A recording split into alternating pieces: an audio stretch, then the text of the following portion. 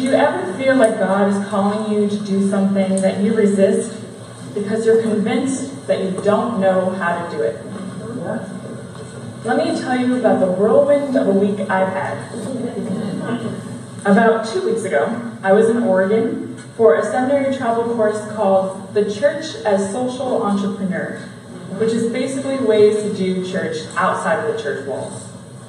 While on this trip, I thought of a totally out-of-the-box idea of a way to employ refugees.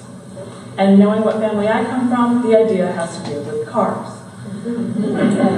And refugees have been on my heart since I worked at a church-based refugee resettlement site last summer.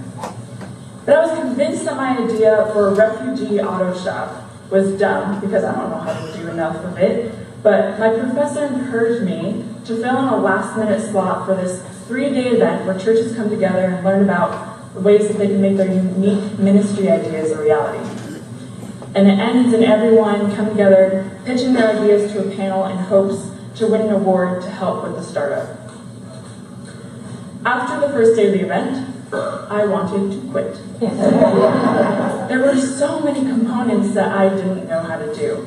How could I ever possibly do this? So right before I was going to drop out, I decided to call that pastor I worked with last summer just to ask him if this idea made any sense. Would his community at all want it?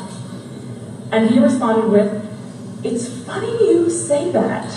Uh-oh. And it turns out his church has had an upflux of car donations, refugees with mechanic licenses, and they have actually even been eyeing an auto shop right down the road for them, wondering, would someone be crazy enough to do it?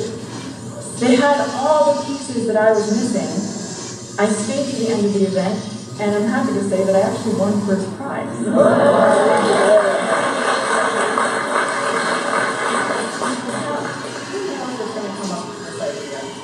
But God showed up through others having the gifts that I needed. It can be so easy to get caught up in thinking that of a call from God, you have to be perfect. But our text today shows a very imperfect Moses with a great number of insecurities being provided with all the talents he needed from God through Aaron. So we've got a problem. The Israelites are being abused as slaves in Egypt. God has called upon Moses to liberate them, and Moses isn't confident that he has what it takes to do this. Moses lacks a necessary skill needed to complete the task. Boy, oh boy, I know how that feels. It's how I feel every day at seminary. We see in our own church community the effects to the group at large when people are burnt out, people are scared to take risks, and the spirits of the people are unmotivated to move the church forward. We get stuck. Stuck in the ways that aren't working but are the only thing we know, and it's far too scary to try something new. We get stuck when the gifts of people are not being acknowledged and used in the most beneficial way for the community.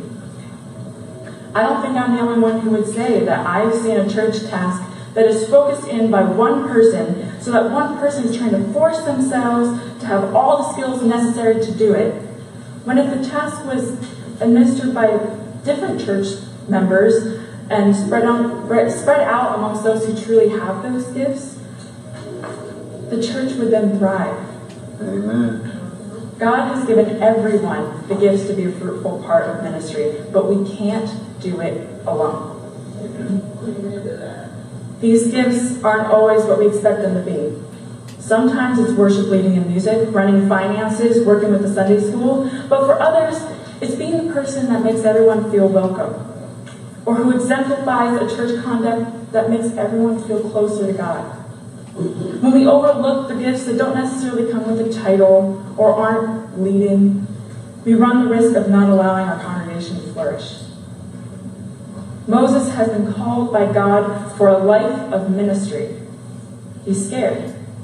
So he comes up with excuse after excuse as to why he's not right for the job. God has come up with a solution for each and every excuse he's given. So now it just comes down to Moses' last-ditch effort. He's not eloquent. In fact, he's basically implying that he has a speech impediment. He says, "Oh Lord, I have never been eloquent, neither in the past nor even now that you have spoken to your servant, but I am slow of speech and slow of tongue." Have mercy. I've got to tell you, I've got a real soft spot for Moses. Always have. And this is because, prepare yourself for this, but I suffered from a speech impediment for the first 19 years of my life, which means that I then went into acting and then preaching. That makes a whole lot of sense. It's kind of weird to talk about not being good at speaking while speaking, right? But I feel for Moses. Same as I feel for the prophet Jeremiah, who seems to imply he has a similar issue. The Lord, though, isn't too happy with this latest excuse. Who gives speech to mortals? Who makes them mute or deaf, seeing or blind? Is it not I, the Lord? Now go, and I will be with your mouth and teach you what you are to speak. God is basically saying, you actually can do it. You just don't think you can, or you've been told your whole life that you can't, but trust me, you can. But the real issue at hand comes out. Moses says, "Oh my Lord, please, send someone else." My response is, I don't think I'm alone and thinking I've said that one before. Moses' insecurity about the way he talks may be 100% legitimate. He may honestly get anxiety over the idea of public speaking, but he, somewhere in between humility and stubbornness, really doesn't want to be called. Now here's the thing. Turns out the biblical commentaries don't have a whole lot to say about this text. And one of the few commentaries that did talk about it, in a passing comment, got a little sassy about it.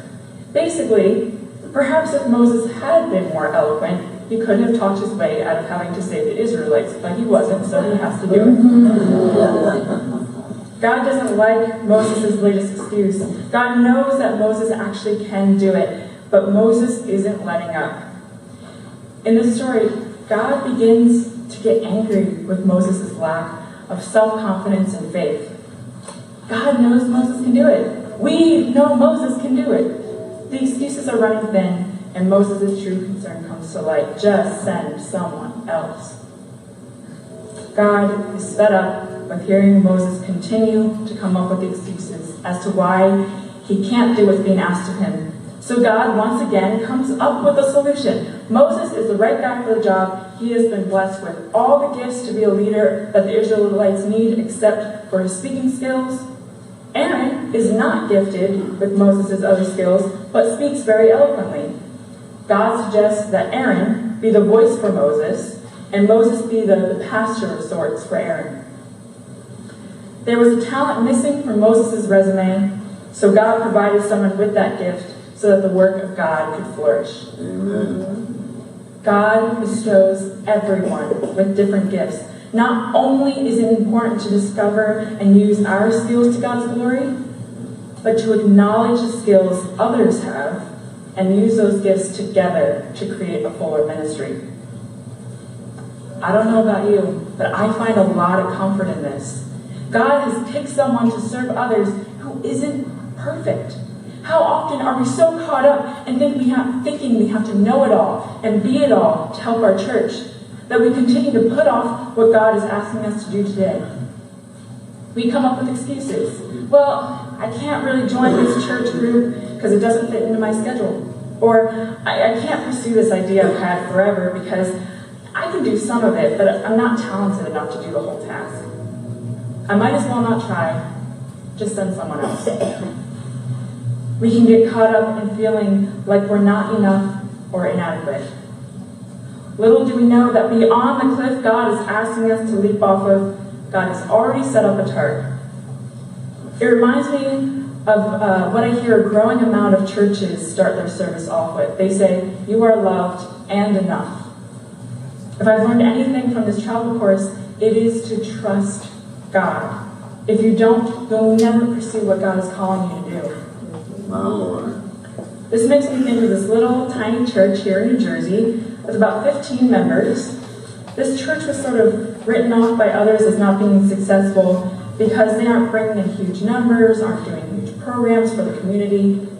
But when you actually allow yourself to see the congregation past the wall of judgment that has been placed on them, this church actually does church much better than I've seen in many other places.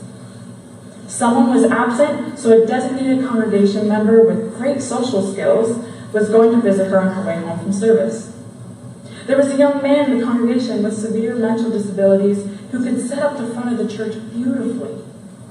There was someone else who was gifted with the talents to work with him and help him in a manner that kept him calm and happy during service. Coffee hours set up by a baking talent and so on for decorating and music and childcare, etc. The church acknowledged every member's gifts from God and used it to make a loving church environment where everyone felt involved and everyone took ownership over some piece of the morning routine. It ran so much smoother than many churches I've seen with 10, 20 times the amount of members. Go ahead and teach, Grace. God calls us into service, warts and all, and provides what we need to make our ministries flourish through the gifts that God is providing around us. He indeed shall speak for you to the people. He shall serve as a mouth for you, and you shall serve as God for him. It's a team effort. The Israelites, just as Moses had guessed, aren't on board with Moses being in charge until they see his miracles and hear that Aaron will be the voice. Because of this teaming between Moses and Aaron, the broken spirits of the Israelites are restored, and they are put on a direct track towards the Exodus. Because of this teaming, the Israelites will find liberation. And beyond this small chunk of text, we know something a little funny about this whole debate anyway. Aaron does a little slacking, and Moses ends up speaking for himself a lot. Could this be that he was just exaggerating about the whole thing because he didn't want to go? I'm not sure. Though God's response implied some awareness of what Moses' speech impediment was. God's response was more along the lines of, well, yeah, but I can work with that. What it can also tell us is that Moses got a confidence boost. Maybe he even learned a thing or two from Aaron. But Aaron did help for a while, and because of this sharing of gifts, we've got a good story that we can all relate to. Amen. We feel Moses' fear. We hear his excuses on our own lips. And we are also here, together in a church community, which means we've all come to a certain place in our lives where we said, well, I guess I'm out of excuses. God came up with a solution. Moses finally accepted what was inevitable for him, and because of this, the Israelites felt rejuvenated in their faith. In what ways are we still not quite there yet? What excuses have we made today as to why the task God is asking of us has to wait until tomorrow?